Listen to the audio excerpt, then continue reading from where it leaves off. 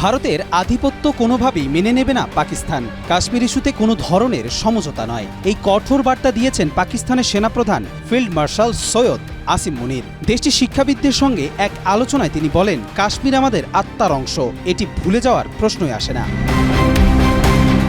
কাশ্মীর এখন শুধু একটি সীমান্ত সংক্রান্ত বিষয় নয়, বরং এটি আন্তর্জাতিক রাজনীতির গুরুত্বপূর্ণ ইস্যু হয়ে উঠেছে। ভারত যতই চাপা দিতে চায়, ততই এটি বিশ্বমঞ্চে আলোচনার কেন্দ্রবিন্দু হয়ে উঠেছে বলে মন্তব্য করেন তিনি।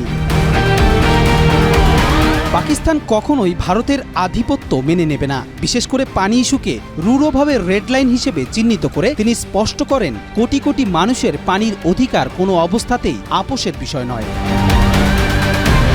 শিক্ষকদের উদ্দীপনা দিয়ে তিনি বলেন, ভবিষ্যৎ প্রজন্মকে পাকিস্তানের ইতিহাস ও ত্যাগের কাহিনী শেখানো জরুরি।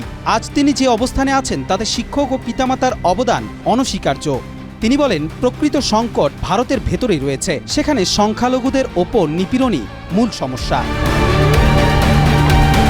অপরদিকে তাজিকিস্তানে এক সম্মেলনে পাকিস্তানের প্রধানমন্ত্রী শাহবাজ শরীফও কাশ্মীর ইস্যুতে ভারতের কর্মকাণ্ডকে আন্তর্জাতিক আইন লঙ্ঘন বলে আখ্যা দেন। কবির চৌধুরী চয়, মাই টিভি।